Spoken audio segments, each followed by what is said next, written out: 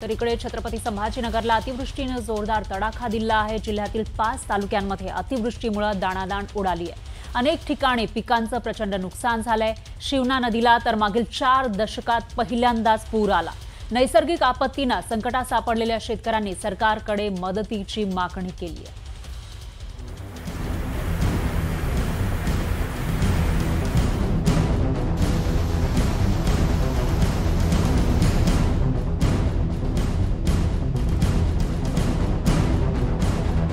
छत्रपती संभाजीनगर जिल्ह्यात पावसाची संततधार सुरू असल्यामुळे अनेक नद्यांना पूर आलाय, तर ओढे आणि नाले तुडुंब भरून वाहत आहेत। गंगापूर, वैजापूर, सिल्लोड, कन्नड आणि सोयगाव तालुक्यात अतिवृष्टीमुळे अनेक गावांमध्ये नुकसान झालंय।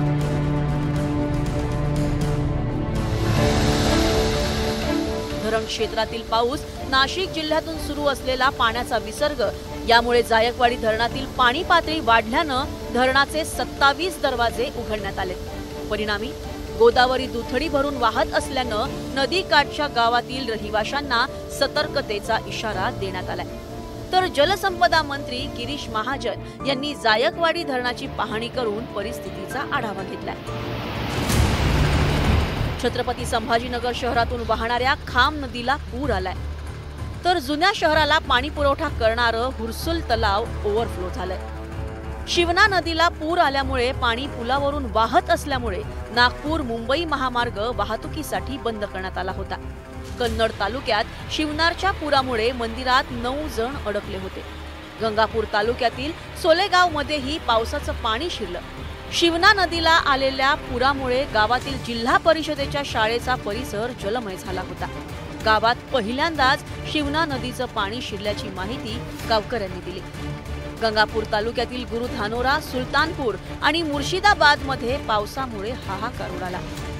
घरात पाणी शिरल्यामुळे संसार उपयोगी साहित्य, शालेय पुस्तकं आणि महत्त्वाची कागदपत्रे वाहून गेली। रात्री 12 वाजेपासून अक्षरशः 7 ते 8 तासापासून येऊन पाणी काय करायला पाहिजे। आम्ही शेतकरी कुटुंब अक्षरशः आमचा संसार सगळा उद्ध्वस्त झालेला आहे। आमच्या दाण्यामध्ये, पिठामध्ये, सख्या कागदामध्ये आमचे शिक्षणाचे सर्व डॉक्युमेंट अक्षरशः पाण्याने विघळून गेलेले आहे। अक्षरशः काय करावं आम्ही, एवढं मोठं 25 वर्ष शिकून करावं काय। वैजापूर तालुक्यातील लोणी खुर्द गावातील इंदिरानगर भागात अडकलेल्या सुमारे 60 जणांची सुखरूप सुटका करण्यात आली। सिल्लोड तालुक्यातील बाजार सावंगीत पुरात अडकलेल्या नागरिकांना अग्निशामक दलानं बाहेर काढलं। छत्रपती संभाजीनगर ते पुणे महामार्गावरील तुर्काबाद, वाळूज महानगर MIDC या परिसरातील रस्ता पाण्याखाली गेला होता। बजाज कंपनी समोरील परिसरात पाणीच पाणी साचलं होतं। उद्योग नगरी अशी ओळख असलेल्या वाळूज MIDC ला पावसाचा मोठा फटका बसला। अनेक कंपन्यांमध्ये पावसाचं पाणी शिरल्यामुळे तिथल्या मशिनरी भिजून नुकसान झालं।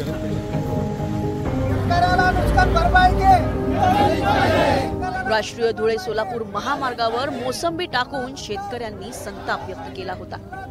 खरीप पिकांसाठी 50,000 रुपये हेक्टरी आणि फळबागांसाठी 1 लाख रुपये हेक्टरी मदत जाहीर करावी अशी मागणी शेतकऱ्यांनी केली। तर छत्रपती संभाजीनगर मधील सिडको परिसरातील मोठा भाग पाण्यानं व्यापला होता, त्यामुळे अनेक वाहनं पाण्याखाली गेली। शहरातील अनेक घरांमध्ये गुडघ्यापेक्षा जास्त पाणी साचलं, त्यामुळे नागरिकांना पलंगावर बसून जेवण्याची वेळ आली। जीवनावश्यक वस्तू खराब होऊन नुकसान झाल्यानं नागरिकांना अश्रू अनावर झाले। छत्रपती संभाजीनगरमध्ये काल रात्री मुसळधार पाऊस झाला।